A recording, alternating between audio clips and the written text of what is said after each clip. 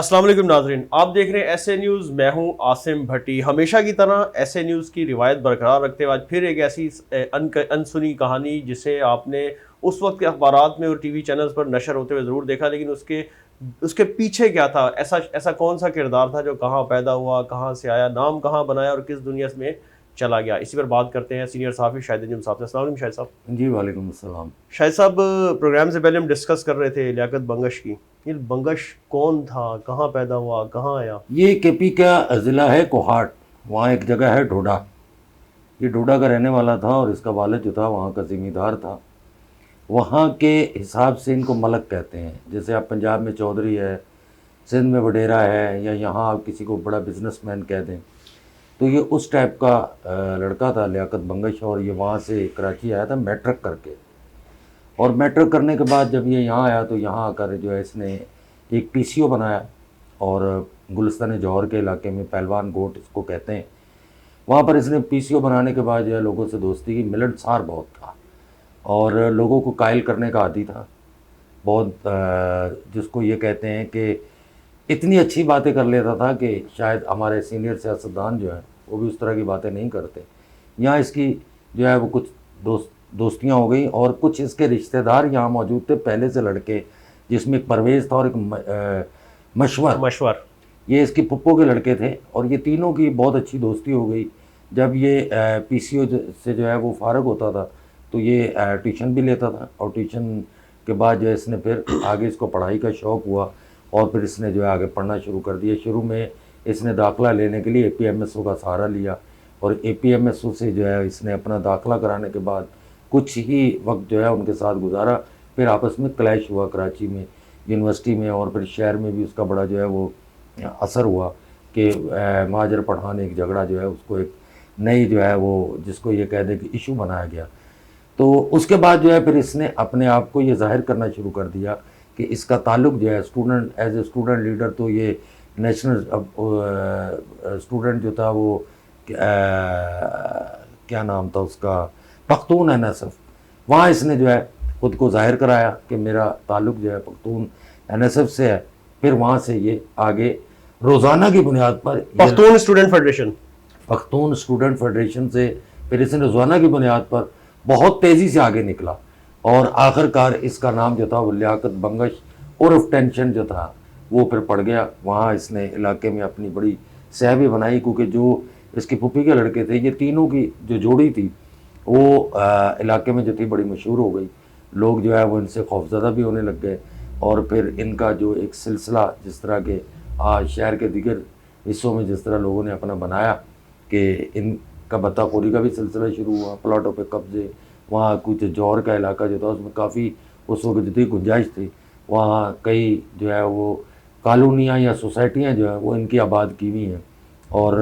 پھر یہ آہستہ آہستہ ماڈل کالونی کی طرف بڑھے۔ ایئرپورٹ کا پورا علاقہ انہوں نے کور کیا، شارع فیصل، فلک ناز پلازا، یہ وہاں تک جو ہے ان کی پھر سیر ہوتی گئی، اور بہت زیادہ جو تھا اس کا نام پھر ابھر کر سامنے آیا، اور بس یہ آپ سمجھ لیں کہ خوف کی علامت بنا لیاقت بنگش عرف ٹینشن۔ شاہ صاحب، ایسی کیا وجوہات تھی کہ لیاقت بنگش عوامی نیشنل پارٹی کا اس ٹائم کا تھم پلر کہا جاتا تھا، لیکن عوامی نیشنل پارٹی خود اس کو آن نہیں کرتی تھی؟ ہاں، یہ سیاسی مفادات تھے۔ اب میں آپ کو بتاؤں کہ یہ ڈسٹرکٹ ایسٹ کا، آپ یہ سمجھ لیں کہ یہ صدر تھا ڈسٹرکٹ ایسٹ میں، اس کے بغیر کوئی چیز نہیں ہلتی تھی، اور اے این پی والوں نے جب اپنے مفادات کے لیے کام لینا ہوتا تھا تو وہ اس کو آف دی ریکارڈ آن کرتے تھے، لیکن اگر لیاقت ٹینشن پہ کوئی اس طرح کی ٹینشن اس پہ ٹینشن آتی تھی تو اس وقت اے این پی کہتی تھی کہ ہمارا اس سے کوئی تعلق نہیں ہے۔ حالانکہ وہ اس کا جو نام تھا وہ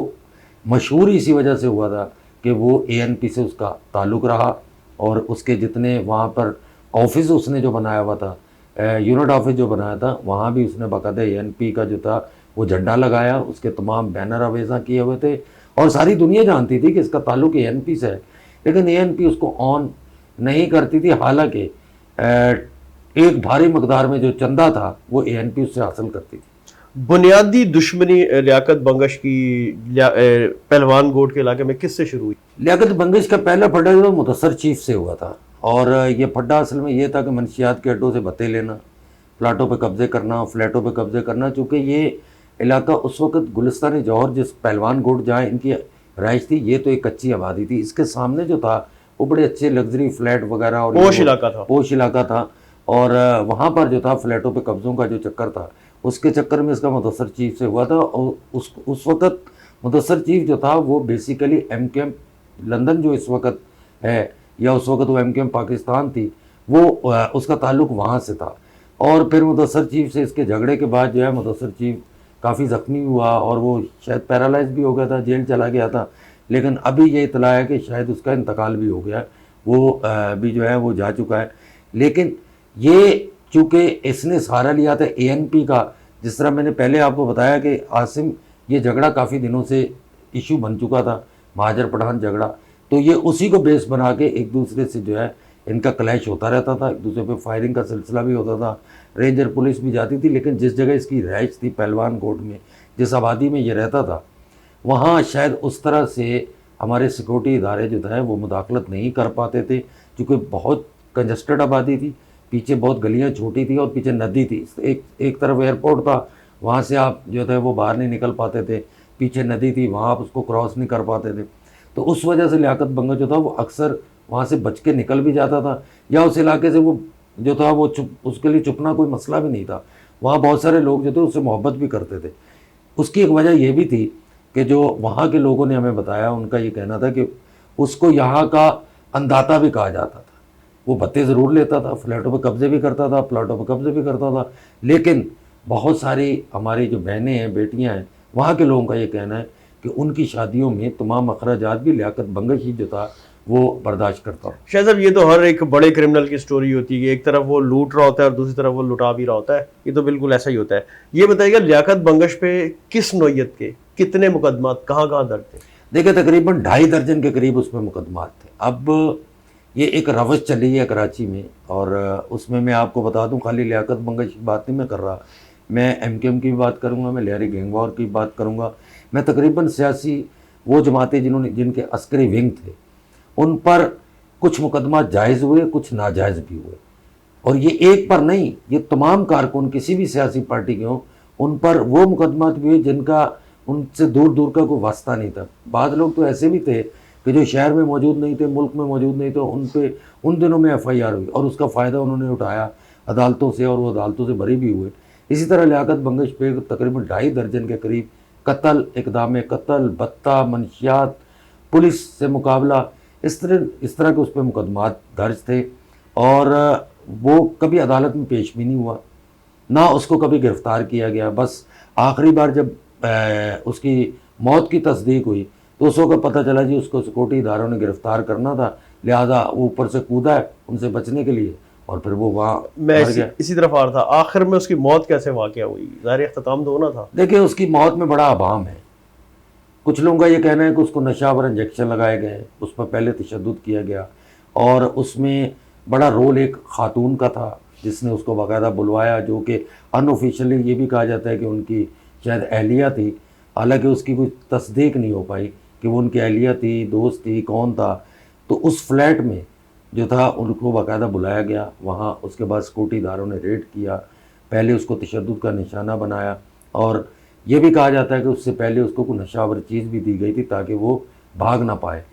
تو اس کے بعد پھر اس کو باقاعدہ پھینکا گیا، حالانکہ کہا یہ گیا سیکورٹی اداروں کی طرف سے کہ وہ فرار ہونے کی کوشش کر رہا تھا، لہٰذا اوپر سے کودا اور وہ مر گیا. تو یہ اگر یہ کہا جائے کہ پولیس مقابلے میں مارا گیا یا کس طرح سے ہوا، اس کی موت میں بڑا ابہام ہے. اس کی جس طرح سے اس کی باڈی پر جنا اسپتال آئی، اس کے جسم کے مختلف حصوں کی ہڈیاں ٹوٹ چکی تھی، لیکن مکمل پوسٹ مارٹم اس کا نہیں ہو پایا. بہت شکریہ شاہد صاحب.